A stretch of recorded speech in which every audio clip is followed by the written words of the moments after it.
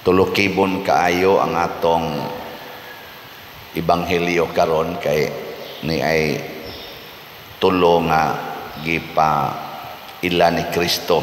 Pailhon ta sa sala, pailhon ta sa pagkamatarong, ug pailhon ta sa silot. Sa atong tubag sa Salmo, atong giingon nga unsa to?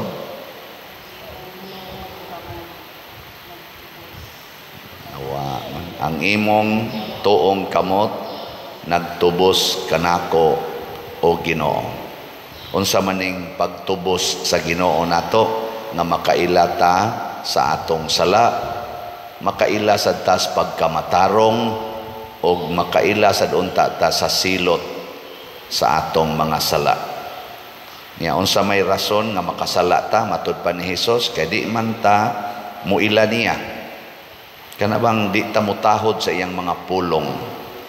Nya unsa may pagkamatarong kanang magsigitag huna-huna sa mga butang ug sa lugar nga mao ang langit. Kana bang ang atong ambisyon langit. Mao na nay pagkamatarong. Nya unsa may silot kana bang masakitan ta sa atong gibuhat. Masakitan. Nagilingay imong tupad. Inawa pa kang masakitiro sa imong mga desisyon. Daghan kayo, padanglitan, musupak kas Ginoo. Igsupak nimo, unsa may hinungdan, kay imong gipalabi ang mga butang sa kalibutan, dili ang didto sa langit. Nya inig desisyon nimo ana, masakitan gyud ka. Padanglitan, premarital sex sa mga batan-on. Abisag mga tiguang na amon sa maghimo ana. Kana bang way kasal nya mag premarital sex, lami ba yan ang buhata? Nindot man na. Pero unsa may gihuna-huna sa naghimo ana? Langit o kalibutan? Nya supak sad na sa sugos Ginoo at tanawa inig resulta. Unsa may resulta? Sakit, kasakit. Ako na ako'y daghang nailhan nga nindot kay sila kinabuhi karon pero wa nay bana, wa nay asawa. Ang uban gani nagpuyo-puyo. Ngano man nakalitan manggugog minyo pader kay nabuntis ko. Nya edad nako ato bata pa kayo. 18, 19, nya tungod lagi kay nabuntis na minyo. Nga pagkaminyo na namo din amagid mi magkasinabot saon man gyud tuan naman sa siya iyang lain nga di aman sa koy nakit-an nga the right person. Amo na di lang may mga lawat kay di pa mami makasal. Ang inana ba wa na magantos na kaana nga ang imong kalag na miligro tungod na sa mga kaning atong desisyon ba nga supak sa sugo sa Ginoo. Diri sa unang pagbasa ni adinhi ang duha ka klases tao, ang gipriso o ang nagpriso. Hay may mas gamhana nila, ang gipriso o ang nagpriso? Ang gipriso? Ang nagpriso. Okay, katong gibilanggo, mo gito'y murag ubos si San Pablo o si Silas. Sunan kay ma-imagine mo ba, gigisi ang ilang sapot, gilatigog maayo, purting bunoga niya, gipriso dayon. Murag yung iro nga kanabitan, gipuspusan di asdahan, o niya nakuyapan, niya ibutang dayon sa tawag ng tangkal-tangkal nana. Karon kini si Pablo o si Silas nagbuhat ra gid sila sa sugo sa Ginoo nga isangyaw ang kamatuoran, isangyaw ang mga butang nga makapawagtang sa sala nya kay maigo man ang authority di nasuko. Gibunog sila. Pagbunog, sugo masas Ginoo nga kung tamparoson imong pikas aping sa sunod. Patamparos lang pikas. Ay lang yung sukol. Mo itong pertigin nilang bunoga. Umam sukol. Gipriso. Ingon sa Kristo. Gisulti naman na daan ni Kristo sa upas siya musakas langit. Ingon siya, maabot ang panahon nga ipapriso mo, latiguhon mo. Gituman yapon nila. Wagi reklamo. Tanawa pag-abot ito sa prisuhan. Kung sabi gibuhat ni Pablo o ni Silas, gasigig mahay. Nagmahay. Oy, nagampo o nagdaig sa Ginoo, nagawit o mga pagdaig sa Ginoo. Purti na nimong bunoga na hibat na ng imong naon, purti ng libagha sa imong buko-buko, makadaig pa kas Ginoo na. Bunog gagmay sa imong bana, makadaig pa kas Ginoo. Depende kung sa inaas imong kasing-kasing. Ug nagtuman ka sa sugos Ginoo, kanang pagkabunog, kanang pagkapriso, katumanan man na sa pulong sa Ginoo. Mo tong nagdaig sila, salamat Ginoo nga natuman ang imong mga pulong dinhi kanamo. Sa wap-ak ka mo biya dinhi sa kalibutan, gisulti na ninimo daan, karon natuman na gyud. Ila rasang gisunod ang kanang pulong ni Kristo katong nagbitay na si Kristo sa cross. Ningon des Kristo, natapos na or natuman na. Di ba? Consumatum est. Di ko na bilingay mong tupad. Na kung latiguhon ka sa imong silingan, magdaig ka sa Ginoo. Na ko no. Bunogon ka ba sa imong silingan, mukiha ka o magdaig sa Ginoo? Sus, minako porting kinihaay. Pahatay patingali. Mao bitaw na ron kanang Russia, Ukraine, Israel, Hamas, atong mga political leaders siging away, di gyud pautang, siging gyud away. Unsa may resulta? Gasupak-supak na tas Ginoo, agisilutan na ta karon. Kining krisis natong giatubang perting grabiha, kining ato rong mga kalibutan, igo na ni sa atong pagsupak-supak sa Ginoo nga matud pas mga scientist nangaguba ng atong ozone layer, ni ana ang global warming, climate change, perti na natong lisura karon. Ang atong mga sapa nangaguba tungod aning sige natong kahakob, siging buhi anang mga hayop, mga baboy adto ilabay sa sapa ang mga hugaw, ang mga basura adto sa sapa ilabay nang naguba ng atong sapa, wa natay tubig. Nya karon gaaway na sa tubig tungod aning wa na gid no tubig. Di ba? Silot na ni sa atong pagsupak-supak sa Ginoo, sa atong kahakob, sa atong kadaw. Siyunan ganang lugar nga way uwan-uwan karon galunop na. Di ba? Wa nay uwan sila. Wagon maghimog drainage kay saom nang dagkong drainage nga umtay uwan dinhi. Baha bitag maayo, dugayan ni kutaps tubig noon. Nangausab na ba? Silot na ni sa atong pagsupak-supak sa Ginoo.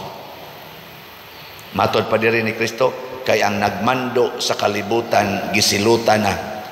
Karon gani ang mga nag-leader sa atong nasod, gagubat man na sila kani mga leader sa nasod, pero nag-convention ba yan na silang tanan? Kapila to nag-convention na nga apil ta dinhi sa tanan gyud mga leaders.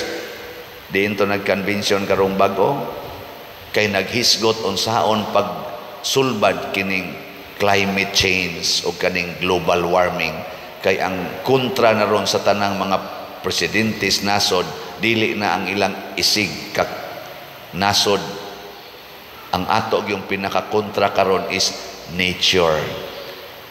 Kung ang nature mo kontra na gani ni nato, wa nay armas, wa nay mga missile, wa nay mga atomic bomb nga makasagang ana. Hutdo na gitagpatay aning nature. Ana, mao na to. Ang resulta, si San Pablo o si Silas nagsigirag awit sa Ginoo nga bunog kay sila. ang nagpapriso maoy isog kayo na mulinog bitaw, tangtang mga kadina, tangtang ang mga sira nga mga lock, nga ablitan ng pultahan, mga silda sa prisuhan, maghikog na unta ang kadtong head sa prisuhan. Abi niya nga layas ng tanan, pero wa mang layas ang mga piniriso. Nganuman naminaw sila ni Pablo og ni Silas nga nagampo og nagdaig sa Ginoo. Pasabot mituo na sad sila sa pulong sa Ginoo. Dili na kagawasan nga lawasnon ang ilang gipangita, kung dili Diyos non nga kaluwasan. Nduta no? Ilingi imong tupad. Ina okay ra nimo makanser ka? Na okay ra nimo makanser? Kay kita ra ba kisi-kisi kita maayo aning paras lawas. Pero di kita maguol ng atong sala permanente, ang atong pagdumot, ang atong kabakakon, ang atong pagkamalawayon, kanang atong pagsigig puyo-puyo, siging kabit-kabit, homosexuality, pangurakot, panikas. Di kita maguol ana. Pero na nagani cancer, na nagani kidney failure, heart enlargement, hala yun, kisi-kisi yun.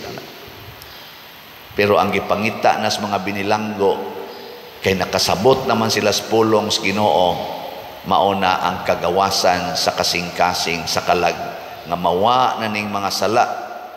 Ana, maotong ang gwardya sa nga purting gamhanan kay siya dito, siya'y magbuot sa prisuhan, nagkurog-kurog og nihapa sa tiilan sa iyang gipapriso nga si Pablo og si Silas. Nakailan na siya sa silot sa iyang sala. Pagkailan niya sa silot siyang sala, isa unsa may akong buhaton aron ko maluwas. Wa siya prisuha ha, wa siya kadina, wa tanan, pero nakakita siya nga napriso di ay siya sa sala, sa garbo og sa sala, sa pagdili, pag-ilas Ginoo. Nakaila siya sa iyang silot. Mao to. The rest is history. Nabunyagan siya og ang iyang tibuok pamilya. Siguro sa ko katong tanang piniriso nagpabunyag po to. Conversion tungod sa pag-antos og sa pagpakamatay ni Jesus. Ngano man mitakod ngadto ni Silas og ni Pablo kining maong kinaiya. Mo na ingos Jesus sa ebanghelyo, mas maayog yung muadto ko sa akong amahan, biyaan ta mo kay mupuli ninyo ang Espiritu Santo. Kung naana nato ang Espiritu Santo mga igsoon, din ata magsigig pangiskis aning atong kilay, siging pakulor anang buhok, paputi anang naong, di nata. Kay di naman ang lawas atong hunahunahon. Mas may pag ipalit dala nagslat ang tanang budget ana. Kay nga naman ang simbahan ay atong ayohon. Mawagi na tanan. Nya wa na sa tay problema, wa na stress, wa na sa nang gitawag nato unnecessary expenditures. Kana bang mugasto ta sa mga way hinungdan nga mga butang, gitawag og vanities. Kana bang mga paik-ik-ik-iklas atong lawas, we settle on necessary things, kanang gikinahanglan para sa kaluwasan. Wa na sad na kanang duwa sa computer, sige duwa ng cellphone, TikTok, ana dawal-dawal sa dila, hiwi-hiwi snaong, ana abli-abli anang ilang mga lawas nga usahay ang pari mutanaw sad, ana mawa na siya. Kay dili naman lawas ang atong giapas, kalag naman. O wa na sa tay mga proyekto din sa simbahan nga maproblema ta, kay maghinatagay naman ta. Sama ni rong atong bayronon sa atong kumbinto, apit naman na mahuman, naapatay mga 20 million nga palitonong slot sa SBF dag. Adali kay nang mahurot kay pila ra may pagpalit og tag 500 gon. Nya kadaghan nato. Daghan nato nga ni simbahan, gasimba palit lang tagtag sa kaslat kada simana, okay kayo, pila raman ang 500, di ba? Pero mahimog yung dako kayo ang 500 basta lawas nun ta. Dako kay na siya. Ang uban pa gani magpatay patungod ana. Ako ko na ilang tao nga tungod lang anang abang subuwang. Sa unang panahon ba ang abang subuwang kanang taurag buwang ay naman tay mga sugarol din pila may abang anang buwang. Ibaw mo? Tawag na sa una og aribam ting ito'y tawag ana. Oh. Niya wa mo abang tong napildi. Medyo nasay authority ba? Nasay pusil. Ang katong nagtaod sa buwang ni hangyo nga imong abang manam kog hatag ay kog ilad-ilara hangtod naglali sila nagkainitay o gipusil niya ang katong magpaabang sa buwang. Tungod lang atong 150 tingal ito pesos gipusil patay na kining gubat tungod ni sa atong pagkalawas nun mo na ari natas atong kalagnon mo na ipagtubos sa Ginoo tubson taniya ako sad kaning sige na kong pamaligya din higslats dili man ni siya lawas nun kaning kalagnon man congratulations sa namalit niya padayon patagpalit ugma lang ko mo report kay atong tiwason ang pagkwinta sa atong mga bangko kanang isod sa online kay murag nahurot naman tong atong DCHS katong special slot ato lang kwintahon ugma kung pila gyud ang atong aktual nga nahalin niya tag 200 raman to dako gid ta hinuog expenses kay nilapas wa ta kahuman sa pagpista lapas kita usak buwan pero sige lang okay ra kayo kay nahurot man gyud salamat kay ninyo ana atong pakpakan ang tanang namalit og slots congratulations ug mata maghusay hasta sa tong nag mission appeal diri nato lipay pud to kay sila ako sa tong i-report ugma gipasubay pa nako pila gyud nakuha atong duha ka mission appeals katong pagka April 21 o katong niaging Domingo lipay sad kaayo ang nag-mission appeal dire sila sa Father Ken Galo o si itong Father Bernie Agustines o ang mga kauban wa gyud ni anhis atong parokya nga nag-mission appeal nga nilakaw nagkusmod ang naong sa praise the Lord no atong pakpakan ang atong kaugalingon congratulations pulos gyud nag-praise the Lord inigak lakaw ana nindot kayo ugma lang na nato i-report